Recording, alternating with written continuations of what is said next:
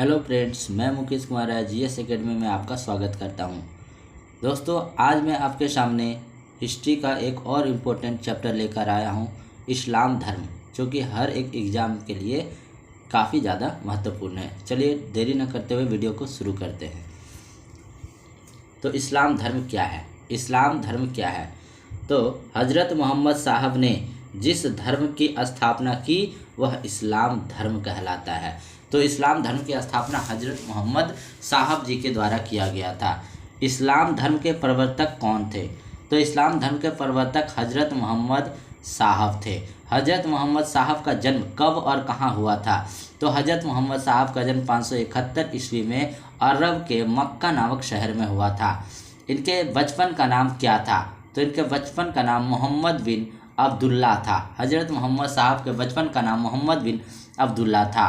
हज़रत मोहम्मद साहब के माता और पिता का नाम क्या था? तो इनके माता का नाम आमना तथा पिता का नाम अब्दुल्ला था। हज़रत मोहम्मद किस परिवार के थे? तो वे कुरैश परिवार के थे। वे कुरैश परिवार के हज़रत मोहम्मद साहब थे।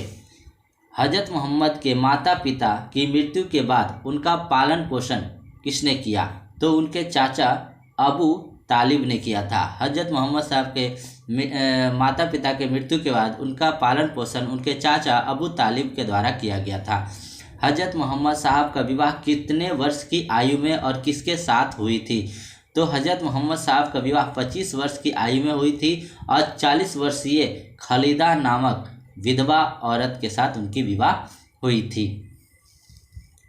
कितने वर्ष की आयु में हज़रत मोहम्मद को अल्लाह का संदेश मिला? तो 40 वर्ष की आयु में उन्हें अल्लाह का संदेश मिला। हज़रत मोहम्मद के पास अल्लाह का संदेश किस प्रकार आया था? तो फरिश्ता जिब्राइल के द्वारा हज़रत मोहम्मद साहब के पास अल्लाह का संदेश आया था।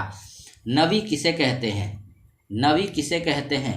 तो जो अल्लाह का पैगाम यानी संदेश को लेकर पहुंचाता है उसे नबी कहते हैं। रसूल किसे कहते हैं? तो रसूल किसे कहते हैं? तो उस नबी को रसूल कहा जाता है जिस पर फरिश्ता जिब्राइल के माध्यम से आसमानी किताब उतरी, उसे रसूल कहते हैं। इस्लाम धर्म के अनुसार कितने रसूल पर आसमानी किताब उतरी है? तो 4 रसूल पर आसमानी किताब उतरी है। उनका नाम है हज़रत मोहम्मद कुरान, हज़रत ईसा इंजील, हज़रत मूसा तौरेत, हज़रत दाऊद जबूर। मोहम्मद साहब को ज्ञान कहाँ प्राप्त हुआ था? तो मक्का के पास हीरा नामक पहाड़ पर उनको ज्ञान प्राप्त हुआ था। इस्लाम धर्म के प्रमुख सिद्धांत क्या है? तो एक ईश्वर यानी अल्लाह की पूजा करना, मूर्ति पूजा का विरोध करना, एक दिन में 5 बार नमाज पढ़ना, रमजान के महीने में रोज़ा रखना, अपनी चल संपत्ति का 2.5% गरीबों को दान देना, हज करना यानी मक्का की यात्रा करना, मानव मात्र से समानता तथा नैतिकता में विश्वास करना, सादा जीवन यापन करना। 622 ईस्वी में हज़रत मोहम्मद का मक्का से मदीना का यात्रा को इस्लाम जगत में किस नाम से जाना जाता है? तो हिजरी संवत के नाम से जाना जाता है। मदीना कहाँ है? तो मदीना शहर सऊदी अरब में स्थित है। मोहम्मद साहब की मृत्यु कब हुई थी? तो हज़रत मोहम्मद साहब का मृत्यु 632 ईस्वी में हुआ था। हज़रत मोहम्मद साहब की मृत्यु के बाद किसे उसका उत्तराधिकारी बनाया गया था? तो हज़रत अबू बकर को हज़रत साहब की मृत्यु के बाद उत्तराधिकारी बनाया गया था।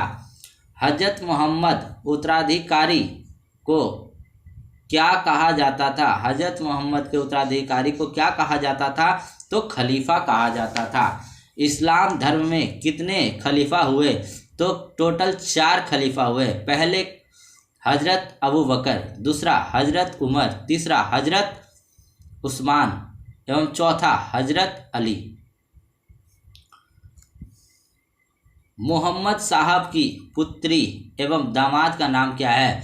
तो हजरत मोहम्मद के पुत्री का नाम फातिमा और दामाद का नाम अली है। हजरत इस्लाम हसन और हजरत इमाम हसन एवं हजरत इमाम हुसैन कौन थे? तो हजरत मोहम्मद साहब के नवासे यानी नाती थे। इस्लाम धर्म का अर्थ क्या है? तो इस्लाम धर्म का अर्थ है अल्लाह को